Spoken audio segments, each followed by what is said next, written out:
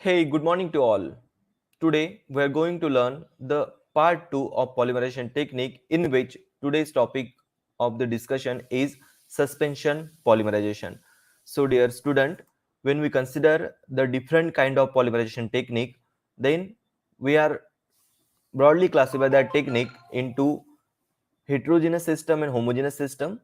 In the previous video, we learned about homogeneous system, in which we were going to discuss the two technique, that is a bulk polymerization and the second one is the solution polymerization. Now in today's video we are going to discuss the suspension polymerization. So basically अगर हम देखें कि suspension polymerisation होता क्या है, तो suspension polymerisation होता है टेक्निक जिसमें हम यूटिलाइज करते हैं हेटेरोजेनस सिस्टम को. अब यह हेटेरोजेनस सिस्टम का एक टाइप पॉलीमराइजेशन हम यहाँ पे देख सकते हैं. अगर हेटेरोजेनस सिस्टम की बात करें तो हेटेरोजेनस सिस्टम एग्जैक्टली होता क्या है. अगर सिस्टम को कंसिडर करते हैं तो all constituent in the one phase is consider as a homogeneous system, जहां पे हमारा मोनोमर भी होगा, वे वही एक स्टेट में होगा जिसमें हमारा इनिशिएटर है या तो फिर रेडिकल को टर्मिनेट करने के लिए चेन ट्रांसफर एजेंट जो हमने यूज किए हुए हैं, वे सभी एक जैसे ही फेज में होंगे तो हम कहेंगे होमोजेनस सिस्टम. अगर यहाँ पे हम बात करते हैं सिस्टम की, तो यह सिस्टम होती है हेट्रोजिनस. अगर हेट्रोजिनस सिस्टम है तो इसका मतलब एग्जैक्टली होता क्या है. तो हेट्रोजिनस सिस्टम में क्या होता है कि यहाँ पे हम मोनोमर कंसिडर करते हैं. अगर पॉलीमराइजेशन करना है तो यह तीन चीजें इंपॉर्टेंट होती है. मोनोमर जो हमने कंसिडर किया हुआ है, उस मोनोमर को पॉलीमराइज करने के लिए हमें इनिशिएटर की रिक्वायरमेंट होती है, और इनिशिएटर की रिक्वायरमेंट होने के बाद पॉलीमर हमें मिलेगा. कई बार यहाँ पे हमें रेडिकल इनिशिएटर के साथ ही हमें चेन ट्रांसफर एजेंट का भी इस्तेमाल करना होता है. वे तीनों या तो इसमें से कोई तो भी एक जो मीडिया है वे अलग फेज में होगा. अगर ऐसा है तो हम इसे कहेंगे हेट्रोजेनस सिस्टम. तो suspension polymerization is a part of heterogeneous polymerization system. Next बात करते हैं हम, अगर मोनोमर की बात करते हैं तो मोनोमर जनरली वाटर में इनसोल्यूबल होगा. ऐसा मोनोमर हम सस्पेंशन पॉलीमराइजेशन में यूटिलाइज करते हैं. अगर मोनोमर यहाँ पे हमने कंसिडर किया हुआ है तो बेसिकली मोनोमर जो है वे वाटर इनसोल्यूबल होगा. तो सस्पेंशन पॉलीमराइजेशन में आपको यह भी ख्याल में रखना है, it consists of the generally the monomer which is insoluble in water, and it is polymerized by this technique. It is polymerized by the suspension polymerization technique. अगर सस्पेंशन पॉलीमराइजेशन टेक्निक की बात कर रहे हैं तो नेक्स्ट थिंग हमें understand करनी होगी, it is same as a bulk polymerization. Bulk polymerization में हमने क्या किया था कि कोई सॉल्वेंट हमने इस्तेमाल नहीं किया था. यहाँ पे भी हम एज अ सॉल्वेंट वाटर को यूज नहीं कर रहे हैं. ख्याल में रखिए, यहाँ पे भी हम वाटर को एज अ सॉल्वेंट यूज नहीं कर रहे हैं, because our monomer is not soluble in that solvent. So it just behave like the bulk polymerization. But इसमें डिफरेंस क्या होता है, सस्पेंशन में अगर हम कंसिडर करें तो यहाँ पे वाटर में मोनोमर है, इनिशिएटर हमने ऐड किए हुए हैं, और वाटर में मोनोमर इनिशिएटर कंप्लीटली मिक्सअप नहीं है, तो होगा क्या यहाँ पे, there is a creation of the suspension of monomer along with the initiator. अब मोनोमर और इनिशिएटर एक दूसरे में सोल्यूबल हो गए, लेकिन वो बड़ी क्वांटिटी वाटर में हमने ऐड कर दिया है, तो यहाँ पे क्रिएट होगा सस्पेंशन. यहाँ पे क्रिएट होगा सस्पेंशन. किसमें सस्पेंशन क्रिएट होने वाला है, we use the water as a media. We use the water as a media. तो वाटर में सस्पेंशन होगा क्रिएट. किसका सस्पेंशन होगा, मोनोमर का और उसमें जो हमने इनिशिएटर इस्तेमाल किए उन दोनों का. We create the suspension. We create the suspension of monomer and the radical initiator. इन दोनों का सस्पेंशन हमने किसमें क्रिएट किया हुआ है, in the water. Again I am going to say that water is not act as a solvent because monomer water में insoluble है. वैसे ही हो सकता है कि इनिशिएटर भी वाटर में insoluble हो, तो इसमें सॉल्यूशन नहीं बनेगा. Here we get the suspension. Suspension of what? The monomer is dispersed in the water. The monomer is dispersed in the water. इसको अंडरस्टैंड करने के लिए यह डायग्राम में आपको समझ में आ जाएगा एग्जैक्टली होता क्या है. अगर यहाँ पे हम वाटर इनसोल्यूबल कंडीशन की बात कर रहे हैं तो कंडीशन इस डायग्राम में जैसे आपको दिख रही है वैसे क्रिएट होगी. And in that case this is the water. यहाँ पे मीडिया आपको जो दिख रहा है, this is all about the water which consist of the suspension stabilizer. Suspension stabilizer यहाँ पे रखा होगा that stabilize the formation of suspension. अब मोनोमर वाटर में सोल्यूबल नहीं है तो अलग से लेयर बनाएगा, तो इन दोनों का सस्पेंशन स्टेबलाइज होना चाहिए, इसलिए यहाँ पे स्टेबलाइजिंग एजेंट का इस्तेमाल होता है। What is the stabilizing agent? It is generally a surface active agent. Stabilizing agent क्या होगा? जनरली सरफेस एक्टिव एजेंट होगा, जो सोप में भी इस्तेमाल होता है। सोप में जो पर्टिकुलरली एजेंट हम इस्तेमाल करते हैं जिन्हें हम सरफेक्टेंट भी कहते हैं, that act as a stabilizing agent.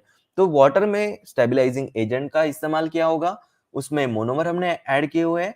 along with that monomer we also add the initiator। along with that monomer we also add the initiator। अब इन तीनों का मिक्सचर जो है वे एक दूसरे में सस्पेंशन इमीडिएटली नहीं क्रिएट करेगा, that's why we require the stirring, we require the very effective stirring. हमें अच्छी स्टरिंग उस मिक्सचर को देनी होगी जिससे यहाँ पे सस्पेंशन जो है वे बनेगा and it provide the colloid formation. अब ड्रॉपलेट बनेंगे मोनोमर के और कोलाइड नहीं बनना चाहिए, इस कंडीशन को मेंटेन करते हुए हम यहाँ पे सस्पेंशन स्टेबलाइजर का इस्तेमाल करते हैं। And with in the droplet, अब ड्रॉपलेट किसका है यहाँ पे? एक मोनोमर का जिसमें इनिशिएटर है और रिएक्शन स्टार्ट होगी and in that droplet the polymer get form and get increases according to the reaction, according to reaction. अब स्टार्टिंग में जो रिएक्शन होगी तो इनिशिएशन रिएक्शन होगी, उसके बाद रिएक्शन प्रोसीड होती है प्रोपोगेशन, और यह सब रिएक्शन कहां पे हो रही है? Within that small droplet, within that small droplet. तो डिफरेंस समझिए, बल्क पॉलीमराइजेशन में पूरी की पूरी रिएक्शन हो रही थी within that vessel, but now in case of the suspension polymerization the reaction is carried out within the droplet and the polymer get increases with their size and the size going to increases accordingly and we get the polymer। अब polymer का भी हमें component जो मिलने वाला है वे भी water में इंसोल्यूबल ही होगा। इसका मतलब क्या होता है? The polymer gate separate out from the water easily after the completion of reaction. तो इस तरह से यहाँ पे यह कंप्लीट रिएक्शन होगी। अब यहाँ पे साइज ऑफ मोनोमर ड्रॉपलेट जो है वे किस पे डिपेंड करती है? यहाँ पे जो ड्रॉपलेट हम साइज देख पा रहे हैं यहाँ पे, इनकी साइज किस कंडीशन पे डिपेंड करती है? तो वे कंडीशन होती है it's depends on the monomer जो हमने यूज किया हुआ है एंड द वाटर रेशियो। जो वाटर का क्वांटिटी हमने यहाँ पे लिया हुआ है रिएक्शन के लिए, सस्पेंशन पॉलीमराइजेशन के लिए, उसकी क्वांटिटी और मोनोमर इन दोनों की कॉम्बिनेशन को अगर हम कंसिडर करें, इस पे डिपेंड होगा ड्रॉपलेट का साइज।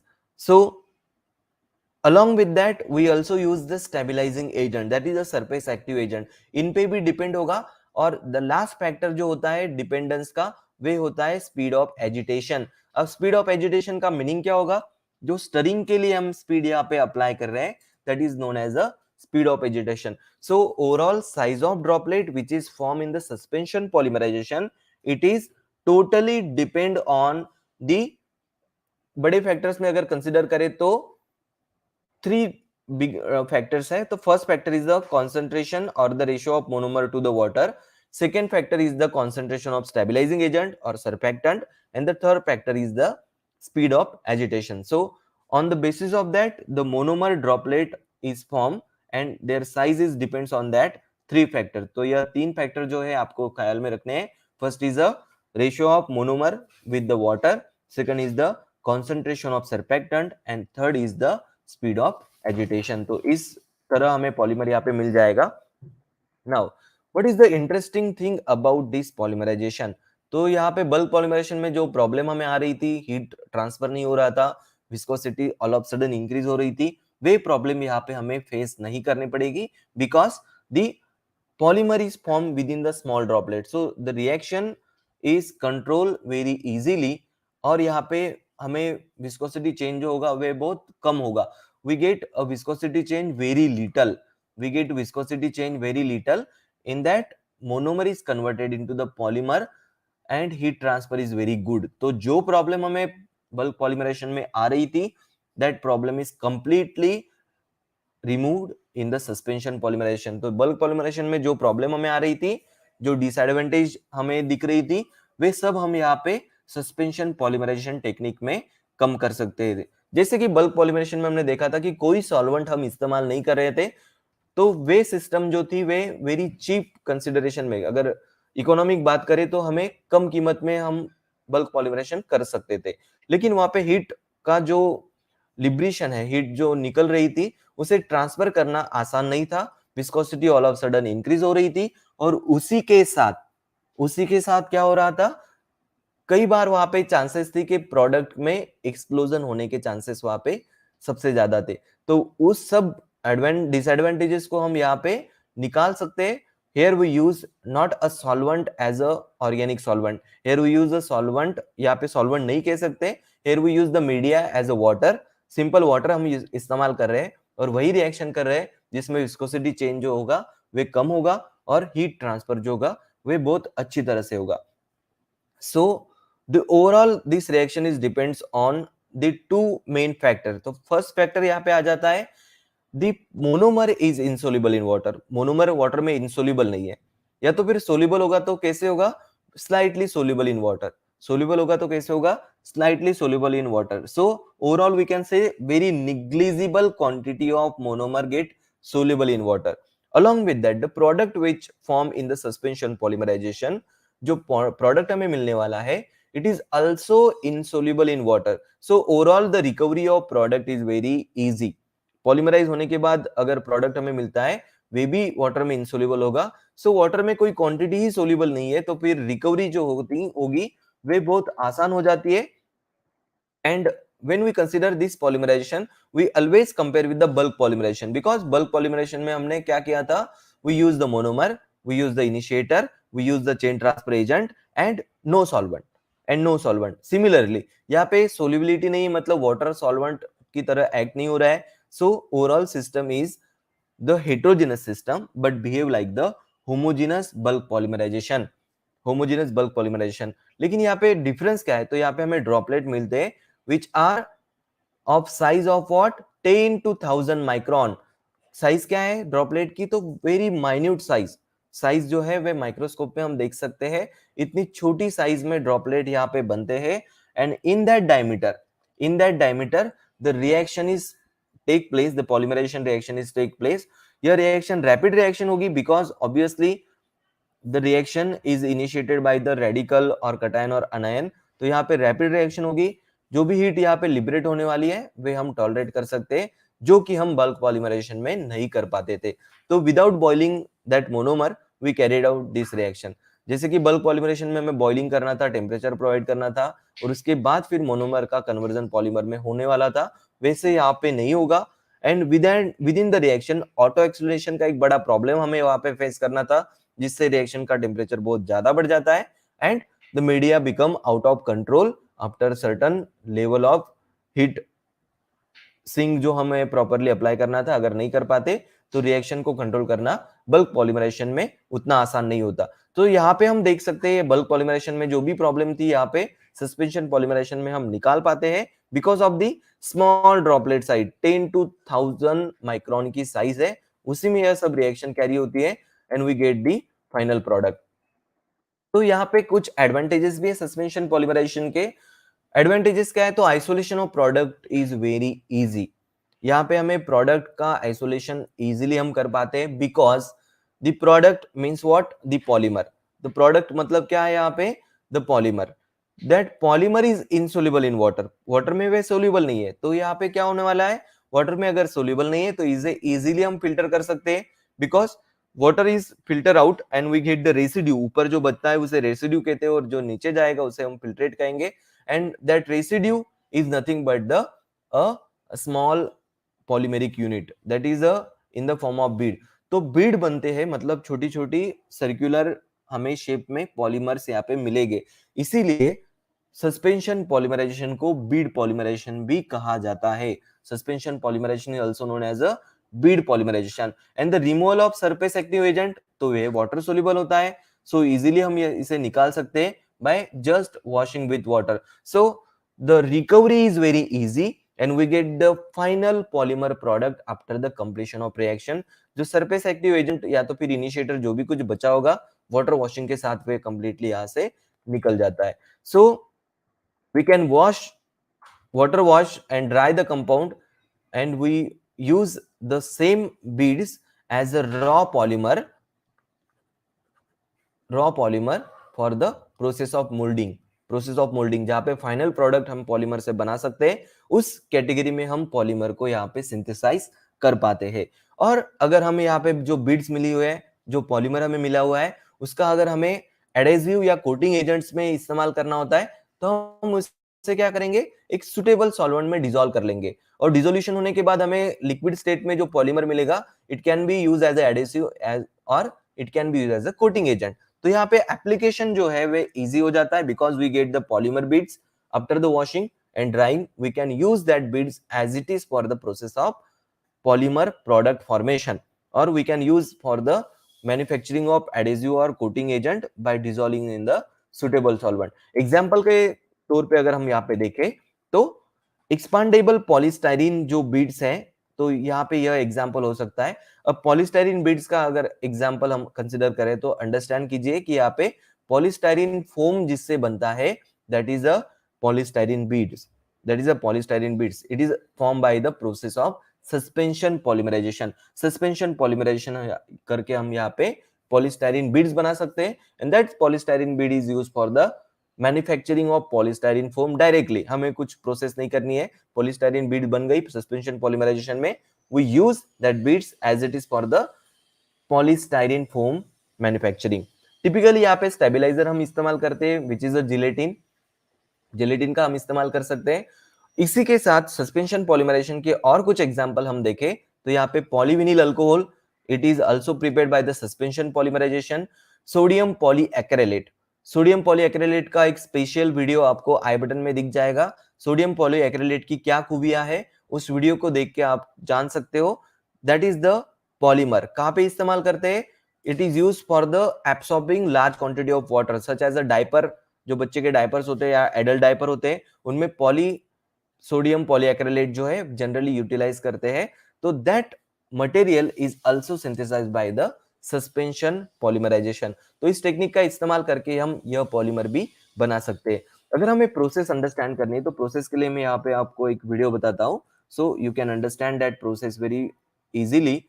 अब हम सस्पेंशन पॉलीमराइजेशन की अगर बात करते हैं तो यहाँ पे एक वेसल होगा जिसमें हमें यह सस्पेंशन पॉलीमराइजेशन करना है। यहाँ पे नीचे जो बेसमेंट आपको दिख रहा है, that basement is nothing but the a stirrer, stirring जो करने वाला है वह स्टरर होगा, एजिटेटर हम इसे कह सकते हैं। अब यहाँ पे हमने वाटर ले लिया और एजिटेटर हमने ले लिया, उसके बाद जो ग्रीन पार्ट आपको दिख रहा है, इट इज अ मोनोमर, और इसमें हमने रेडिकल इनिशिएटर भी ऐड कर दिए, मोनोमर ऐड कर दिए। अब वाटर और मोनोमर दोनों एक में दूसरे में मिक्सअप नहीं हो रहे because it is insoluble, so the polymer is started to form in that contact surface. अब मोनोमर है, इनिशिएटर है और उसके साथ सरफेस एक्टिव एजेंट है। उसके बाद अगर हमने एजिटेशन स्टार्ट कर दिया, स्टरिंग स्टार्ट कर दी, तो यह सस्पेंशन बन जाएगा, and within that suspension the polymerization reaction started. तो यहाँ पे आप देख पाओगे कि मोनोमर जो है वे एक दूसरे को ज्वाइन होते हुए वक्त यहाँ पे मोनोमर से पॉलीमर बनना यहाँ पे स्टार्ट हो चुका है। छोटे छोटे ड्रॉपलेट्स में यह रिएक्शन होगी और यहाँ पे हमें पॉलीमेरिक चेन जो है वे मिलते जाएगी with in the reaction media. This reaction is continue. अब रिएक्शन कंटिन्यू होने के बाद क्या है, जो पॉलीमर हमें मिले which is also insoluble in water, जो पॉलीमर हमें यहाँ पे मिल रहे हैं वे भी वाटर में इनसोल्यूबल है, so we can easily collect that polymer by allowing to settle down, और सेटल डाउन होने के बाद हमें इसे बीड्स मिल जाएंगे। We are giving the beads और round shape polymer, it that's why it is also called as a beads polymerization. इस पॉलीमर को आपने देखा है स्टायरोफोम रेजिन जिसमें बीड्स हमें मिलते हैं, जो कुशनिंग होती है उनमें इनका इस्तेमाल किया जाता है। बीन बैग्स आपने देखी होगी, इसमें भी इसका इस्तेमाल किया जाता है। That type of styrofoam is form by this methodology, beads formation. उनकी शेप साइज जो है वह हम चेंज कर सकते हैं, and it is very economic method because we use the water as a solvent. Actually it is not a solvent but it is act as a medium and isolation is very easy. So disadvantage क्या होगी इस technique में, this technique is only applicable for the water insoluble monomer, और control करना particle size यह difficult होगा because the size is very small. Application कहाँ पे हो सकता है, पॉलीस्टाइरीन बीड्स फॉर्मेशन, उसके साथ ही रेजिन, आयन एक्सचेंज रेजिन में उनका कन्वर्जन करना होगा तो उनमें भी इनका एप्लीकेशन कर सकते हैं। और इस तरह से पॉलीमर को अगर हमें बनाना है तो हम इस टेक्निक का यहाँ पे इस्तेमाल कर सकते हैं। तो ओवरऑल यह जो टेक्निक है उसे हम कहेंगे सस्पेंशन पॉलीमराइजेशन, जहां पे हम इस्तेमाल करते हैं water along with the monomer initiator and surface active agent. Monomer basically जो हम इस्तेमाल करते हैं, it should be insoluble in water. तो इस वीडियो का क्रेडिट हम आर विजया इनको देते हैं, जिनके वीडियो से हम यहाँ पे यह सब डिस्कशन जो है वे कंप्लीट कर पाते हैं। Now next video we are going to learn, first हमने यहाँ पे इमल्शन पॉलीमराइजेशन देखा है, हम नेक्स्ट वीडियो में यहाँ पे हम सस्पेंशन पॉलीमराइजेशन देखा है, हमने नेक्स्ट वीडियो में इमल्शन पॉलीमराइजेशन जो है वे देखेंगे। इसी के साथ यहाँ पे प्लेलिस्ट दी गई है जिसमें आप पॉलीमर केमिस्ट्री की सभी वीडियो को देख सकते हैं। इसी के साथ आज का वीडियो हम यहीं पे फिनिश करते हैं। आशा करता हूँ कि आज का टॉपिक आपको अच्छे से समझ आया होगा। कुछ डिफिकल्टी होगी तो आप कमेंट बॉक्स में यहाँ पे पूछ सकते हो। Have a nice day.